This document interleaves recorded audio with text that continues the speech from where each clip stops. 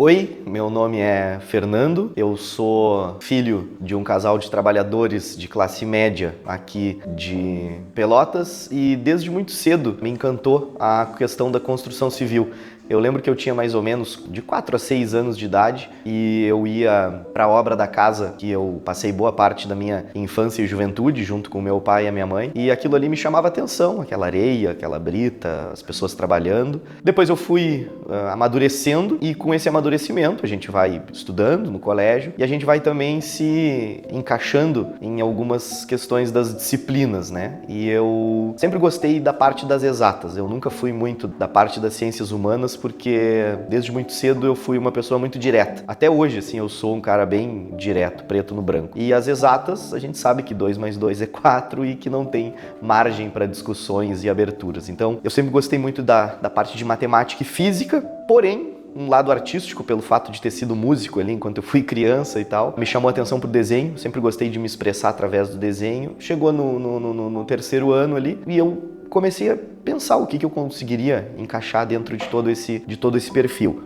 A faculdade de arquitetura me chamou um pouco a atenção, porque era uma faculdade, digamos assim, híbrida, né? A gente sabia que tinha bastante cálculo, bastante física e questões técnicas, mas também não abria mão da parte artística ali, do desenho, da forma de se expressar de uma maneira mais humana. Então, eu comecei a trabalhar a hipótese de fazer arquitetura. Obviamente, naquela época não tinha faculdade de engenharia civil na Federal, só tinha faculdade de engenharia civil na Católica e não era uma opção estudar na Católica, e eu me inscrevi em 2 vestibulares. Como a arquitetura era mais concorrida e mais cara também, eu optei por fazer arquitetura na Universidade Federal, vestibular, e me inscrevi também para fazer o vestibular de engenharia civil na FURG, que é a Universidade de Rio Grande. Bom, isso no meio do ano, né? Aquela coisa, o tempo vai passando, enfim, mas eu sempre tive bastante convicção pela arquitetura, porque eu tinha um vizinho já falecido, o professor Rodô, que é pai de um dos meus melhores amigos, e a gente convivia muito, eu admirava e admiro muito ele. Ele veio a falecer, enfim, no meio desse caminho todo. Então a arquitetura já era uma grande prioridade. Eu sempre gostei muito de futebol, nunca consegui jogar, mas sempre admirei bastante o esporte, sempre consumi e consumo até hoje. E eu lembro que no primeiro ou no segundo dia do vestibular da FURG para engenharia civil eu não fui, porque era o dia do jogo do Inter e Barcelona. Eu sequer sou torcedor do Inter, também não sou do Grêmio, mas sou um amante do futebol e queria muito ver um jogo ao vivo. Então, por esse fato, talvez eu não seja engenheiro civil, mas aí passei na faculdade de arquitetura e por essa questão da infância, que nem eu comentei, sempre me chamou bastante atenção a parte de construção, a parte prática. Então, junto com essa admiração do Rodô que eu tinha, me candidatei à arquitetura e acabei passando e fazendo o curso. Durante o curso eu vi que, embora eu gostasse, eu não tinha muita aptidão para a parte artística, eu era meio ruim e tinha certa facilidade nas disciplinas de estrutura, cálculo, materiais. Foi passando a faculdade, eu fui me experimentando em alguns escritórios de arquitetura que trabalhavam com a parte de projeto. Também não gostei, eu até brinco, assim, sou muito amigo de todos os estágios das pessoas, dos donos de escritórios que eu fiz os meus estágios na área de projeto, e eu brinco com eles que foi muito importante para ver exatamente o que eu não queria fazer. Depois eu consegui um estágio na prefeitura, onde eu lidei, então, planilhas de Excel, lidei com fiscalização de obras, e ali eu me encontrei. Então, desde mais ou menos sempre, digamos assim, eu tive essa vontade de empreender e juntou também com o momento do mercado. O ano era 2012 e não tinha emprego na parte de arquitetura e construção em Pelotas. Tinha poucas construtoras, não tinha acontecido ainda o boom imobiliário, e aí eu me formei e eu sabia que eu precisava começar a correr com as minhas próprias pernas, e então eu decido abrir um escritório de arquitetura.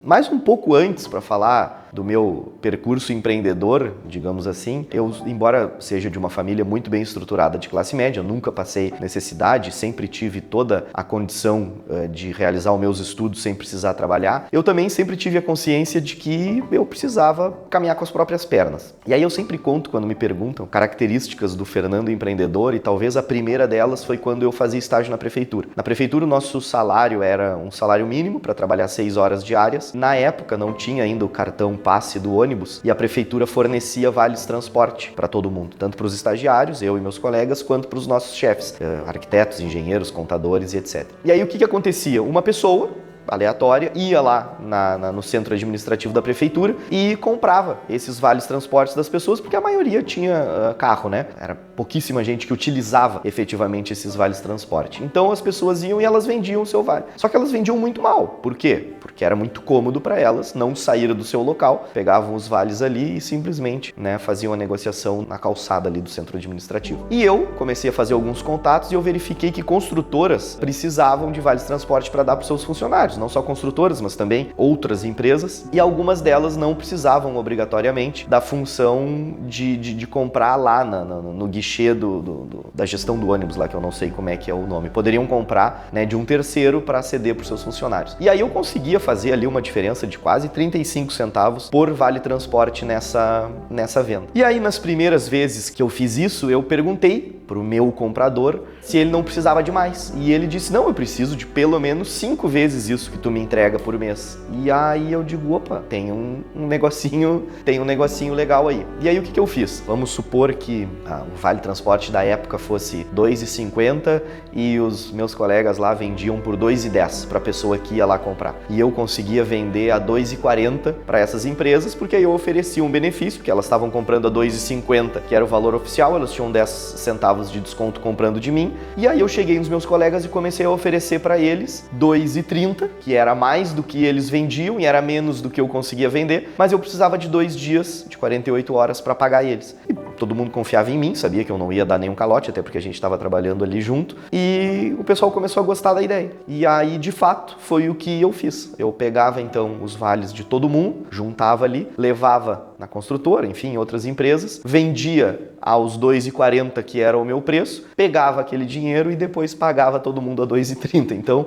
eu fiz esse brick aí durante alguns meses de estágio e eu conseguia levar bastante, assim, os meus ganhos. E, cara, empreender nada mais é do que mais ou menos isso, né? É identificar uma oportunidade e atuar em cima dela, da necessidade de quem está envolvido.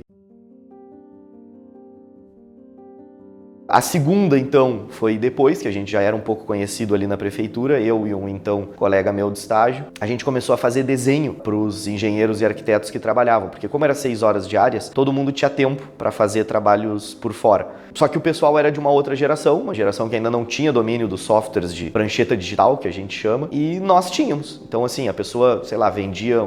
Nós tivemos um grande cliente que foi um engenheiro civil, e ele vendia projetos estruturais por, sei lá, na época, R$ 3.000, que era coisa de 5, 6 salários mínimos, projetos pequenos, assim. E ele levava mais de uma semana desenhando, que ele fazia à mão esses projetos. E aí a gente ofereceu o nosso serviço da seguinte maneira, eu digo, olha, nos paga aí 300, 400, 500 reais, dependendo do tamanho do projeto, e a gente entrega desenhado no computador em 2 dias, porque era muito mais prático para nós, a gente também tinha tempo livre e para ele era um valor imenso, porque ok, ele deixava de faturar na prestação de serviço dele como autônomo 300, 400, 500 reais, só que ele deixava de trabalhar uma semana em cima do projeto e isso fazia com que ele pudesse pegar mais projetos ainda. Então, ali também foi uma segunda identificação de necessidade e a gente começou a se remunerar de uma maneira legal ali dentro da prefeitura, fazendo trabalhos por fora. Eu lembro com bastante clareza que a nossa meta era dobrar o nosso ganho, então era ganhar 2 salários mínimos fazendo essa operação toda e a gente conseguiu superar com tranquilidade. A gente ganhava um salário mínimo para trabalhar 6 horas na prefeitura e depois a gente, quando terminou a faculdade, já ganhava 2, 3 salários mínimos, única e exclusivamente fazendo esse brick todo lá dentro. Então terminou o contrato de estagiário e a gente fundou a Otimiza. Eu e outros 2 sócios, numa grande brincadeira, assim, a gente fundou a Otimiza Rentáveis, que na época era Otimiza Arquitetura, porque assim como eu, esses outros 2 sócios, eles também eram de famílias de classe média, então nós não tínhamos um investidor por trás, uma pessoa que bancasse, então a gente tinha mesmo que fazer o que viesse para se sustentar. E assim começou. Em 2012, no ano que a gente se formou, a gente começou a prestar esses serviços, a gente não tinha escritório, não tinha sala comercial, nós trabalhávamos num pequeno cômodo, que era um escritório da casa de um dos sócios e a gente ia fazendo a correria toda. Pouco menos de 6 meses depois a gente conseguiu alugar a nossa primeira sala, 1º de maio, Dia do Trabalhador de 2013, a gente então montou a sede da Otimiza Arquitetura, ali na Andrade Neves e por lá ficamos até a pandemia, ficamos 7 anos no mesmo imóvel. Durante esses 7 anos a gente começou obviamente prestando o serviço que tinha para fazer, então a gente fez obra de shopping, a gente reformou reformou banheiro, a gente regularizou casa, a gente fez estudo de impacto de vizinhança, assim, tudo que puder imaginar, o nosso escritório prestou esse serviço, porque a gente precisava pagar as contas. E aí foi que a gente identificou uma necessidade, que era prestar um serviço com qualidade e transparência nos condomínios de alto padrão daqui da cidade. Tava uma explosão, assim, todo mundo estava construindo as suas casas nos condomínios, no Lagos de São Gonçalo, no Veredas, depois no Alphaville, e as pessoas estavam muito perdidas, assim. Tinha 2 ou 3 empresas que abraçaram o mundo, obviamente depois quebraram, e foi mais ou menos na queda dessas que a gente conseguiu se inserir. Eu sempre fui muito curioso e um cara apaixonado assim por tecnologia, então eu lembro que eu fiz uma conta do Dropbox, deve ter sido uma das primeiras contas do Dropbox, e na época era muito caro ainda comprar armazenamento, e eles davam armazenamento para quem indicava pessoas, e aí eu indiquei muita gente, a minha conta do Dropbox ficou legal, e eu já com essa necessidade, né, visualizando a necessidade que os clientes tinham de uma transparência, porque a gente ouvia que, assim, por mais que algumas casas tivessem atrasado, mas com qualidade, os proprietários diziam, mas eu não sei quanto eu gastei, o empreiteiro isso, a gente não sabe. Eu digo, não, mas para aí, dá para fazer uma transparência legal utilizando a tecnologia. Então eu montei uma tabela que serve até hoje, bizarramente ela serve até hoje, onde a gente colocava ali o rastreamento das notas fiscais, onde foi comprado, por quem foi, na data que foi, o item que foi, pelo preço que foi, e a gente deixava tudo isso num link do Dropbox ao vivo. Então a gente mexia na tabela, a pessoa estava vendo ali já naquela época, e ela podia, no sábado de noite, numa quinta-feira de tarde, acessar o link e ver exatamente quanto ela estava gastando na sua casa. E